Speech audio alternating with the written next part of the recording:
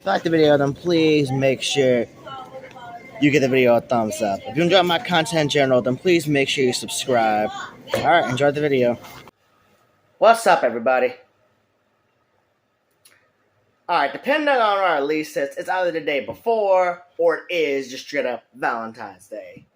Either way, happy Valentine's Day. And well, even though I'm single, I like to torture myself by looking at other people's relationships. Which is why I decided to count down my top 8 favorite ships. Why only top 8? Because it was really hard coming up with 10, so I decided on 8. Anyway, a couple rules. Anything counts as long as it's fictional. With that being said, let's get into it.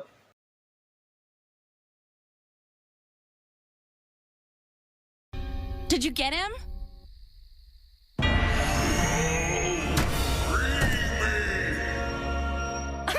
Yes! We did it!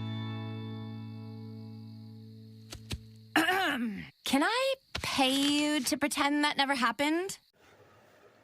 Yeah, I know they only had one episode together that really showed off, the two of them interacting, but it was still a really good episode. Like, I remember before watching it, I used to be really into fan fiction. I was reading Gravity Falls fan fiction, and I came across the two of them as a couple.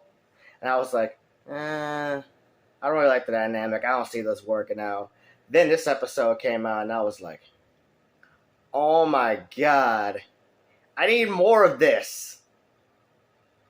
But sadly, we never got too much more of this. Well, outside of a comic book, but that's a story for another day. But yeah, really cute couple with a lot of missed potential. But, maybe there's a chance they'll get, some more interaction. Because I hear, Alex Hurst might be working on a new Gravity Falls project. It's just a rumor, but who knows?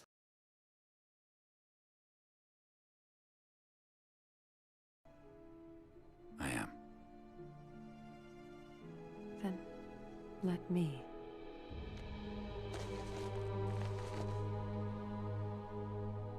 Bruce? Bruce Wayne is Batman? So, what now? Oh, I can think of a few things. I mean, they are kind of comic books quintessential couple. Aside from Superman and Lois Lane, it's Spider-Man and Mary Jane. Ha, that rhymed. Anyway, I really do like the dynamic of the whole, hero and villain getting together. Although Catwoman's not really a villain, she's more of a hero nowadays with anti-hero tendencies. But yeah, I really love the dynamic in like in almost all sources of media. Except for maybe the animated series, but we don't really talk about the animated series and when it comes to Batman and relationships. If you know, you know. Yeah. But I really love these two in the Arkham games and then Batman Brave and the Bold. Ooh, their interaction. Ooh. The relationship in the Batman was especially good. Yeah.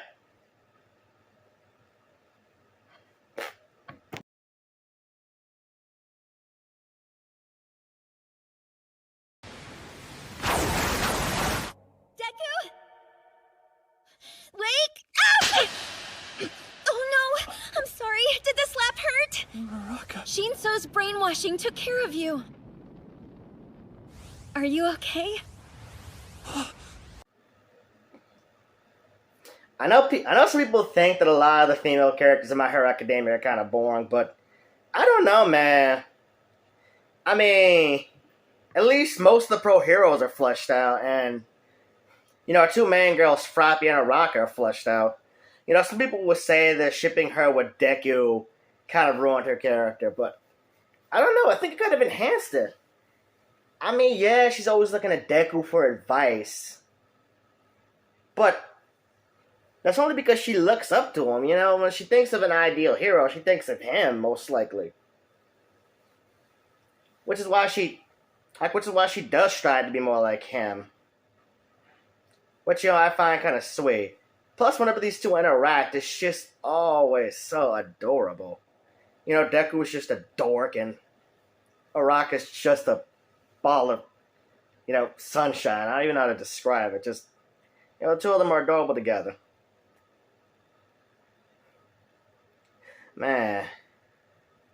You know, Deku might be on his grind to become the greatest hero right now, but when he notices her, he gonna notice her.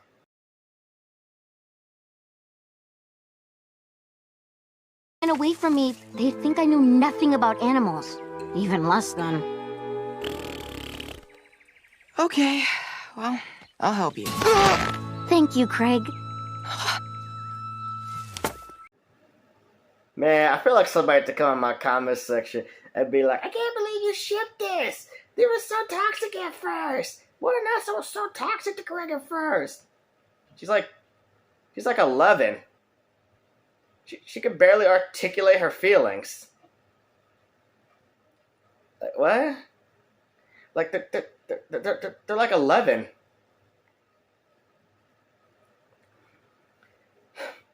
Anyway, yeah, just, the point I'm trying to make is a lot of people don't like it because of the way Walter Nessa used to act towards Craig. But, again, she's like 11. You know, she can barely comprehend those feelings, let alone articulate them. And, you know, it's kind of like a Harold and Arnold. I mean, it's kind of like an Arnold and Helga situation.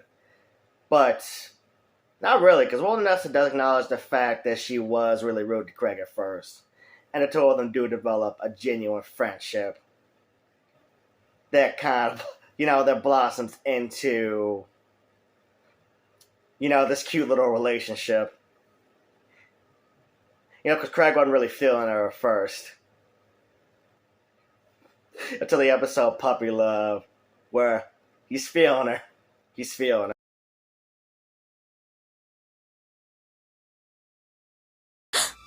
Loose! Sweet potato! I'm gonna take you out when this is all over, Amity, I promise. No monsters, no mysteries, no deadly duels. It's going to be the most mundane slice of life date ever. And it'll be awesome. I know.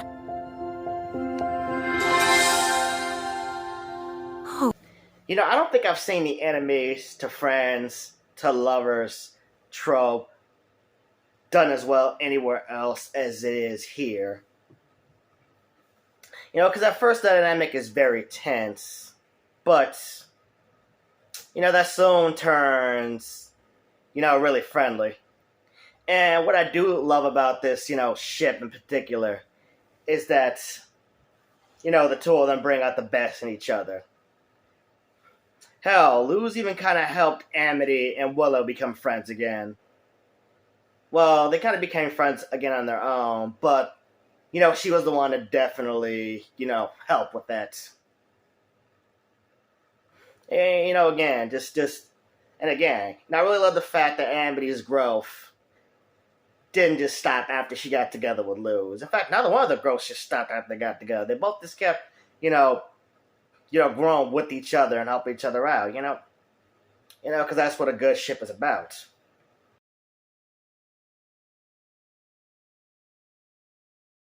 Now I understand what I was looking for. And I realized this is what I wanted. I'm glad to have helped. The strength of life. I see. I think you should seek out such strength in your own way. Yeah, I'll do that.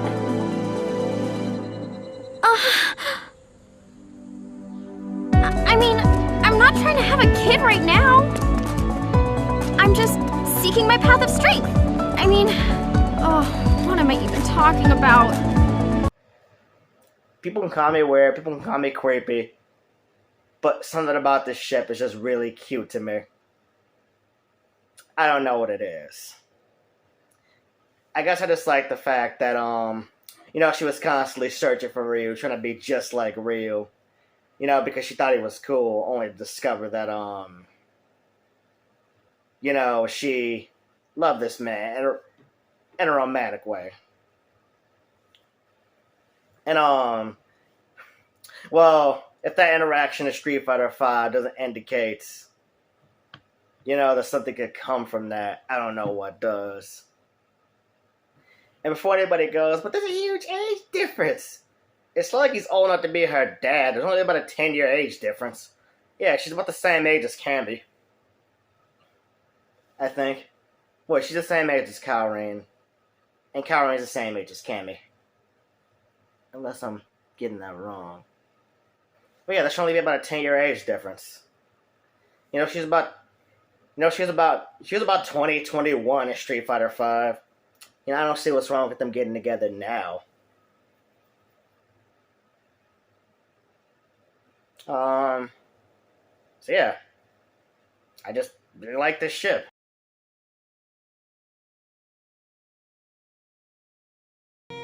Juvia. 食うか？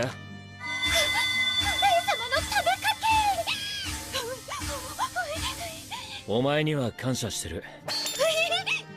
いつも俺のそばにいてくれるよな。戦いが終わ。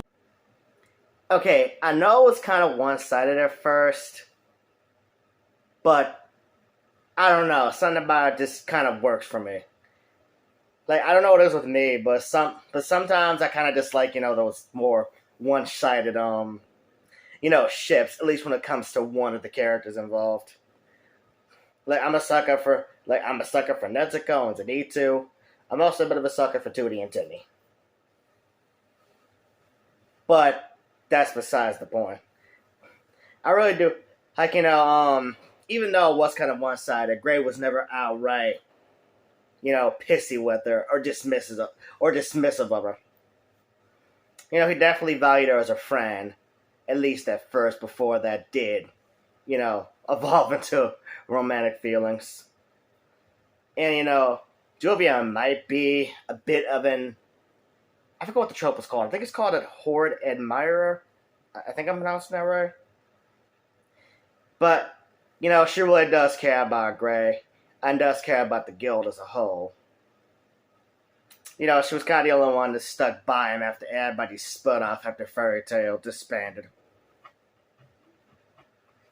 And again, she's willing to die for Gray. And Gray is also willing to die for her. If that ain't love, I don't know what is.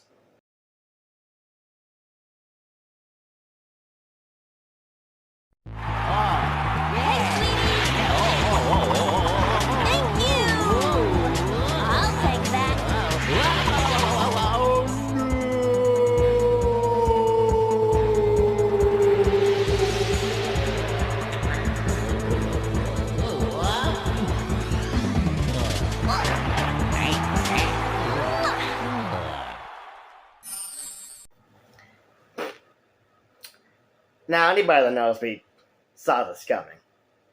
And anybody that knows me is not surprised. I don't know what to say, man.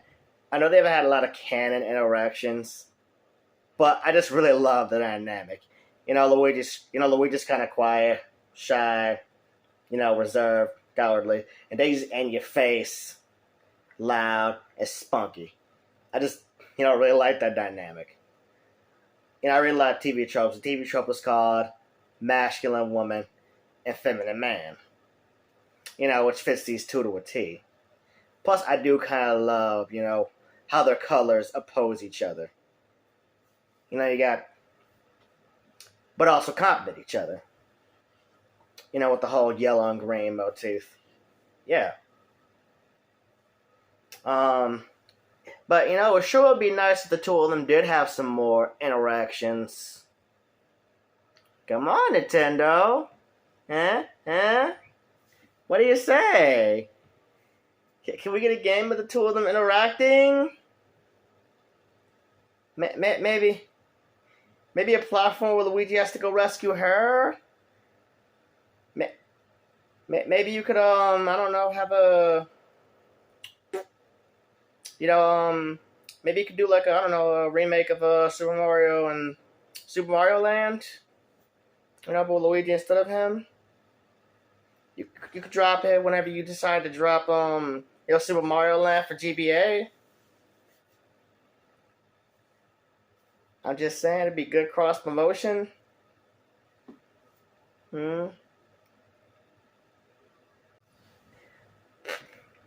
Well, there you have it. That's my favorite ships. Hope you're all having a fantastic Valentine's Day, whatever you're watching this. At least a better one than me. Because I have no luck with the ladies. And also, excuse me, I'm going to go eat an entire pint of ice cream and cry in my bathtub. I mean, I'm going to go watch some romantic comedies.